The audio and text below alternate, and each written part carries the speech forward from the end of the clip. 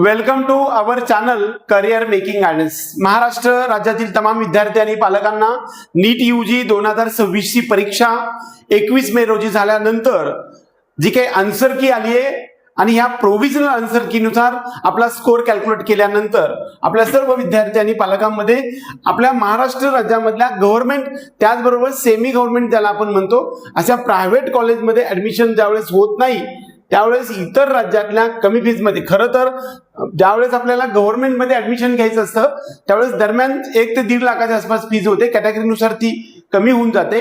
Private मध्ये महाराष्ट्र राज्यामध्ये 8 लाखापासून 11 लाखापर्यंत फीज आहे, परंतु ज्यावेळेस यापेक्षा मेरिट खाली येतं त्यावेळेस आपल्या समोर एक प्रश्न उपस्थित होतो की ऑल इंडिया रँक 90,000 पर्यंत आपल्याला असेल तर ओपन EWS SABC आणि OBC या विद्यार्थ्यांना, आणि पाठीमागच्या आपण व्हिडिओमध्ये सांगितलेलं आहे की ज्या विद्यार्थ्यांचं व्हिजे NTB NTC D आणि SC ST यांचा जो कट ऑफ आहे त्याच्या कट ऑफच्या खाली मार्क्स आल्यानंतर आपल्याला इतर राज्यामध्ये कसल्याही प्रकारचं स्कॉलरशिपचं बेनिफिट न घेता ऍडमिशन घेण्यासाठी संधी उपलब्ध असते का, आणि या काउन्सिलिंगच्या प्रक्रियेमध्ये जो वर्ग येतो त्या वर्गाला आज आपण नाव दिलंय की नीट स्कोअर 400 ते 470 पर्यंत स्कोर असणाऱ्या विद्यार्थ्यांना कमी फीज मध्ये ओपन स्टेट्स मधून MBBS साठी कोणती काउन्सिलिंगच्या प्रोसेस मध्ये जावं लागतं या संदर्भातला डिटेल आज व्हिडिओ आपण बनवण्याचा प्रयत्न केलेला आहे। वास्तविक पाहता महाराष्ट्र राज्यामध्ये गव्हर्नमेंट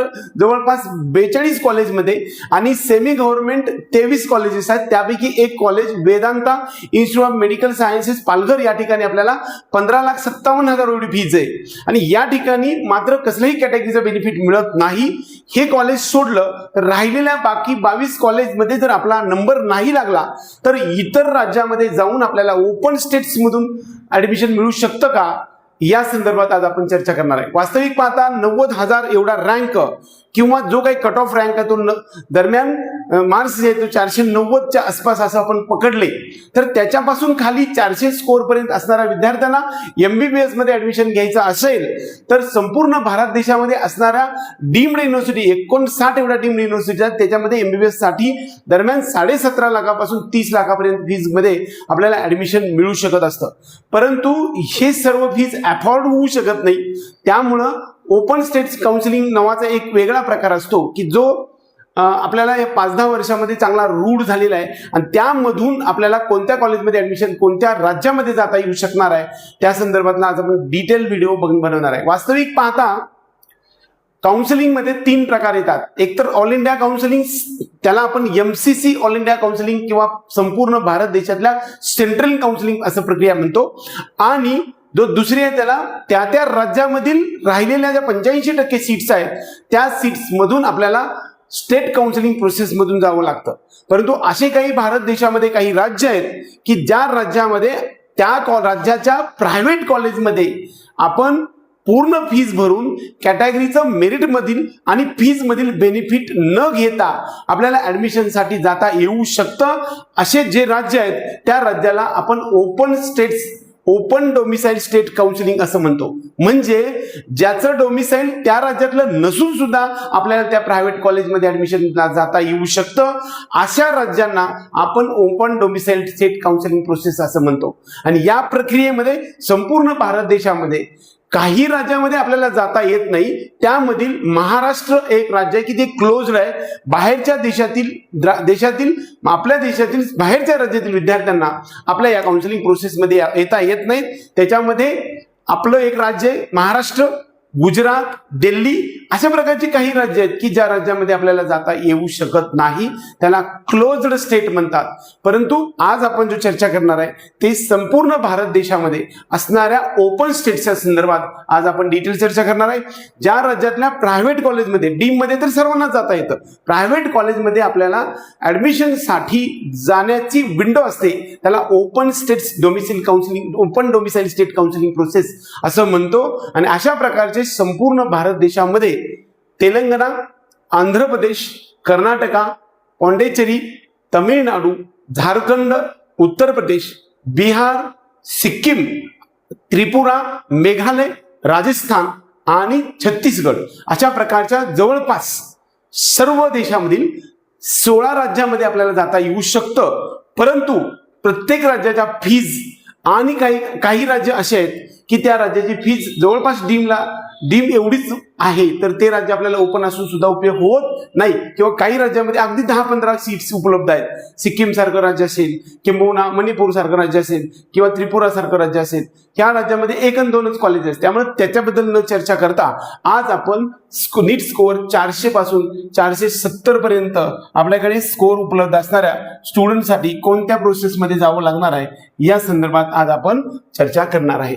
एक तर आपल्याला आपल्या जवळच्या राज्यामध्ये जाण्यासाठी पहिलं जे राज्य आहे ते म्हणजे कर्नाटका हे राज्यामध्ये जवळपास 38 एवढे कॉलेजेस, प्रायव्हेट कॉलेजेस आहेत.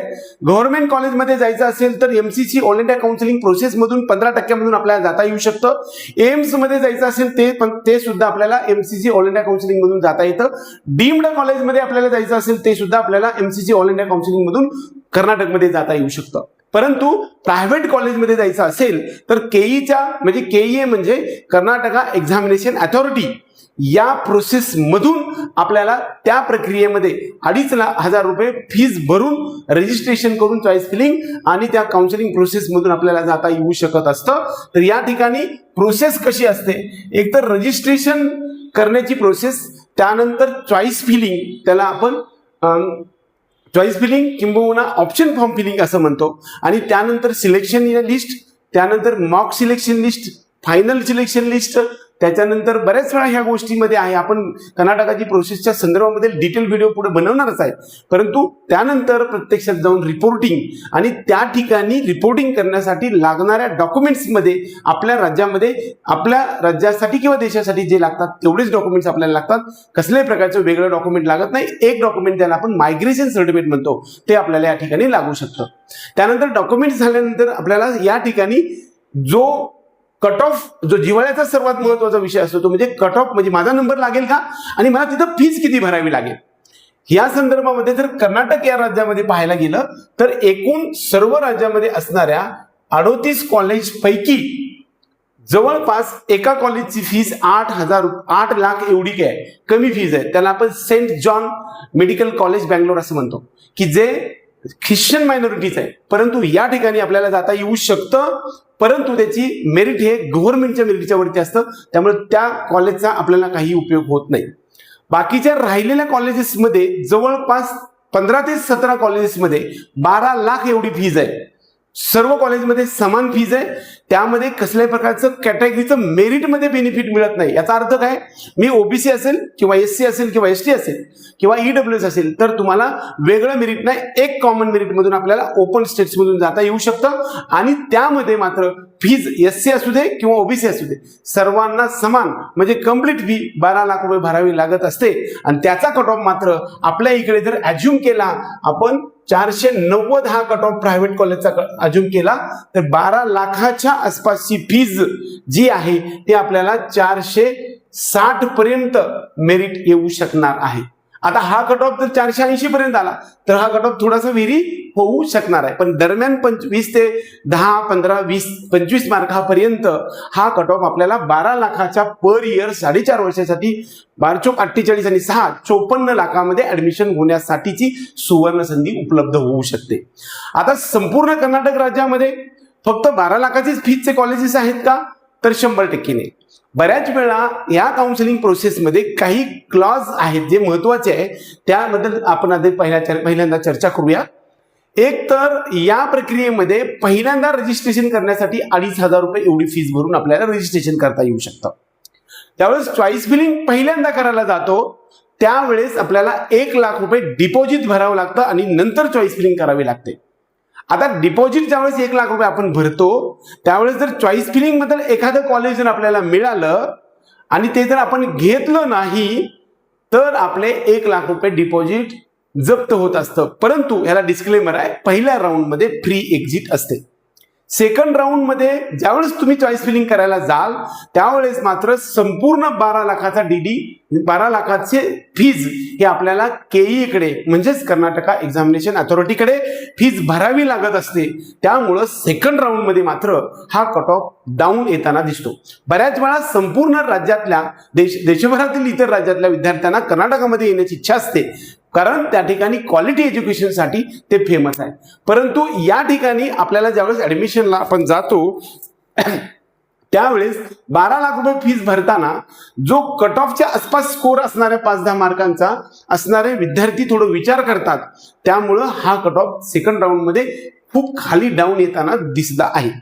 परंतु अगदी 400 पर्यंत मार्क्स पर्यंत मिळेल का, तर 12 लाखाचं कॉलेज 100% आपल्याला 400 मार्क्स पर्यंत येणार नाही. 480चा कट ऑफ पकडला तर 450च्या वर त्यांना सेफ झोन मध्ये आपल्याला 12 लाखाच्या कॉलेजमध्ये जाता येऊ शकणार आहे असं आपण समजूया. त्यानंतर दुसरा जो टॉपिक आहे की एक कॉलेजची फीज आपल्याला त्या ठिकाणी 16 लाख रुपये आहे. एका कॉलेजची फीज जी आहे ती 16 lakhs पर इयर आहे, जे आपल्याला गुलबर्ग या ठिकाणी खाजा बंदे Nawaz medical college and research centre एक चांगलं कॉलेज आहे, इन्फ्रास्ट्रक्चर चांगलं आहे. हे मुस्लिम मायनॉरिटीचं नाही, जरी समजा ते कॉलेज मुस्लिम नावानं असलं तरी हे सर्वांसाठी ओपन आहे. म्हणजे नाव फक्त मुस्लिम आहे, ते कॉलेज हे सर्वांसाठी ओपन आहे. या कॉलेजची फी 16 लाख रुपये एवढी आहे. इथं फक्त मुस्लिम नाहीत, सर्वच आहेत. आपल्या इतर कॉलेज सारखंच हे कॉलेज 100% आहे, याच्याबद्दल विचार करायचं काही कारण नाही. या ठिकाणचं मेरिट मात्र हे जे आपण कट ऑफ मेरिट धरलंय याच्यापेक्षा आणखी 20 मार्कांनी कमी येऊ शकणार आहे. आता यानंतर तिसरा जो ऑप्शन उपलब्ध होतो ते म्हणजे 20 लाख रुपये फीजवालं कॉलेज. आता 20 लाख रुपयामध्ये एक टॉपचं कॉलेज जे आहे ते धारवाडमध्ये, ज्याला आपण SDM श्री धर्मस्थल मेमोरियल असं म्हणतो, की मंजुनाथम मेमोरियल असं म्हणतो. Shri Dharmasthala Manjunatham memorial medical college and research centre, SDM नावानं खूप फेमस कॉलेज, आपल्याला खूप सुंदर आणि टॉपचं आणि जगातलं एक्सलंट असणारं धारवाड या ठिकाणी असणारं हे कॉलेज, हुबळी धारवाड या ठिकाणी 20 लाख रुपये फीज आहे. आणि या ठिकाणी मात्र कट ऑफ याच्यापेक्षा 20 मार्क आणि याच्यापेक्षा आणखी 20 मार्कांनी कट ऑफ आपल्याला कमी येताना दिसणार आहे. आता याच्या व्यतिरिक्त काही कॉलेजेस आहेत की 20 लाखापेक्षा सुद्धा जास्त फीज असणारे आहे, ते सुद्धा क्वालिटी एज्युकेशन देणार आहे. त्याची नावं सुद्धा मी तुम्हाला डिटेल त्या पुढच्या व्हिडिओमध्ये सांगणार आहे. जवळपास 4 ते 5 असे कॉलेजेस आहेत की ज्या कॉलेजची फीज ही 22 लाख रुपये पर इयर आहे. हे प्रायव्हेट कॉलेजेस आहेत, परंतु 22 लाख रुपये एवढी फीज आहे. या ठिकाणी आपल्याला ऍडमिशन घेण्यासाठी यापेक्षा सुद्धा 20 मार्क म्हणजे 400 पर्यंत जरी स्कोर असेल तरी सुद्धा कर्नाटक राज्यामध्ये ऍडमिशन मिळू शकणार आहे. बऱ्याच वेळा कर्नाटकमध्ये 22 लाखाच्या फीज मध्ये आपण जाणार नाही, कारण डीम मध्ये आपल्याकडे 24 लाख 22-23 लाख भरलं तरी चालू शकतं. परंतु आपण कर्नाटकमध्ये जाऊन 22 लाखाच्या ऍडमिशन मध्ये जाणार नाही.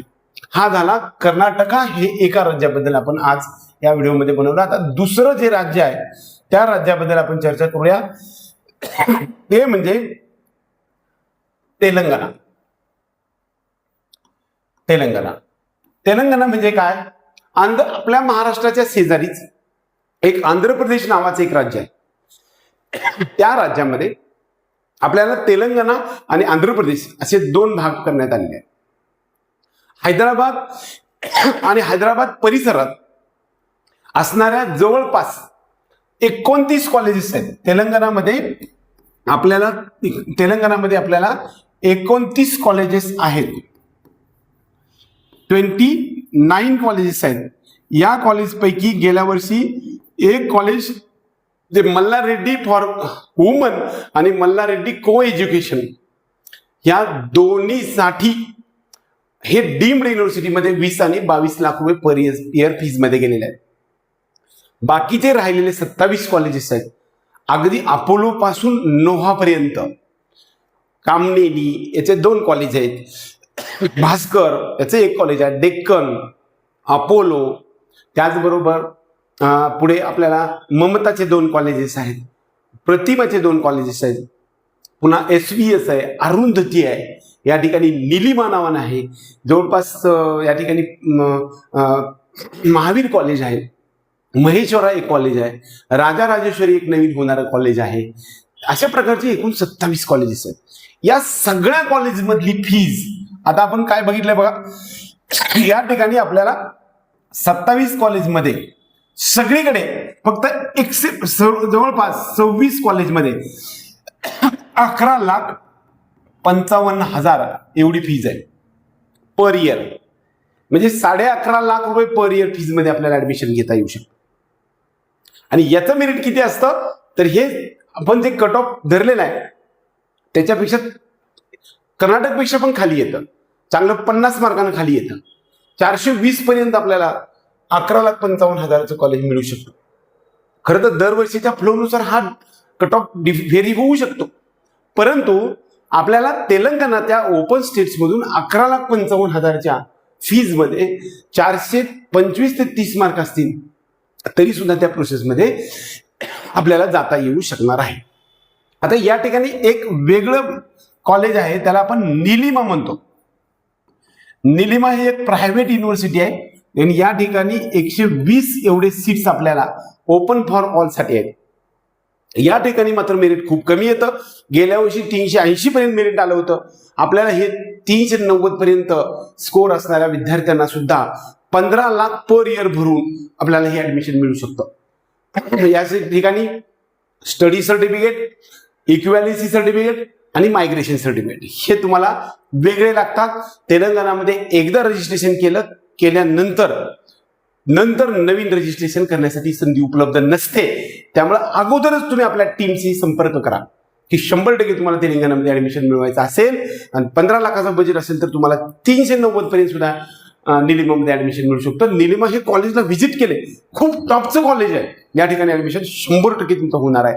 आपल्या सर्व महाराष्ट्र राज्यातील विद्यार्थ्यांना जवळपास तेलंगणा आणि कर्नाटक हे असे राज्य आहेत आपल्या महाराष्ट्राच्या शेजारी आणि त्या ठिकाणी दरम्यान 400च्या आसपास स्कोर असेल तरी सुद्धा MBBS 100% होणार आहे. आपल्या ओपन स्टेट्समधून दरवर्षी 200 पेक्षा जास्त, तेलंगणामध्ये कर्नाटकमध्ये जवळपास 50 पेक्षा जास्त विद्यार्थी जाण्याची काउन्सिलिंग आपण केलेली आहे. त्यासाठी आपल्या काउन्सिलिंग प्रोसेसमध्ये येण्यासाठी 9421 आणि 9511191310 या फोनवरती तुम्ही संपर्क करू शकता आणि 100% आम्ही तुम्हाला ऍडमिशनची प्रोसेस बद्दल गायडन्स देऊ शकतो. जवळपास संपूर्ण भारत देशामधील आणि महाराष्ट्र राज्यामधील आपल्याकडे दरवर्षी 1000 पेक्षा जास्त रजिस्ट्रेशन होतात आणि जवळपास त्यातले 90% ऍडमिशन्स जर आपण योग्य गायडन्स घेतलं तर 100 ऍडमिशन झालेले आतापर्यंतचा इतिहास आहे. त्यामुळे आपल्या सर्व विद्यार्थी आणि पालकांसाठी एक सुवर्ण संधी उपलब्ध आहे. बऱ्याच अंशी आपल्यापासून दूर असणारे काही विद्यार्थी आहेत. नागपूर आहे, गडचिरोली आहे, धुळे, बुलढाणा, यवतमाळ, मुंबई, पुणे, अशा कोल्हापूर, सातारा, सांगली, जालना अशा प्रकारच्या लांबच्या शहरातल्या माणसांना आमच्याबरोबर काउन्सिलिंग करता येऊ शकते का? 100% करता येते आणि अशा प्रकारच्या 100% आतापर्यंत ऍडमिशन झालेले आहेत. म्हणजे ऑनलाईन पद्धतीनं सर्व प्रकारची सुविधा आपल्या उपलब्ध करता येऊ शकते. कसल्याही प्रकारचं भेटायला येण्याची आवश्यकता नाही. आपल्या सर्व महाराष्ट्रातील तमाम विद्यार्थी आणि पालकांना आजचा जो सब्जेक्ट आहे नीट स्कोअर 400 ते 470 MBBS साठी ओपन स्टेट्समधून कमी फीजमधून कोणत्या काउन्सिलिंग प्रोसेसमध्ये जावं या संदर्भातला जो हा व्हिडिओ बनवण्याचा जो प्रयत्न केलाय, हा व्हिडिओ आवडला तर व्हिडिओला लाईक करा. त्याचबरोबर आपल्या चॅनलला सबस्क्राईब करून बेल आयकॉन दाबायला अवश्य विसरू नका.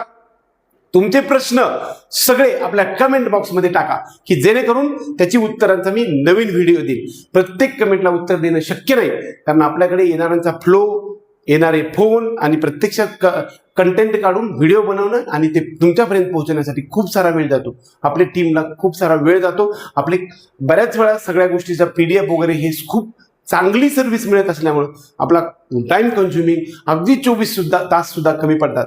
प्रत्येकाला उत्तर देता येणार नाही. त्यासाठी आपल्या पेड काउन्सिलिंग प्रोग्राममध्ये अवश्य येऊ शकता किंवा तुमचे प्रश्न तुम्ही कमेंट बॉक्समध्ये टाकले तर ह्या सर्वांचे एकत्रितरित्या उत्तर आपण पुढच्या व्हिडिओमध्ये 100% देऊया. एवढाच शुभ संदेश तुम्हाला देऊन आजचा हा व्हिडिओ संपूया. जय हिंद, जय महाराष्ट्र.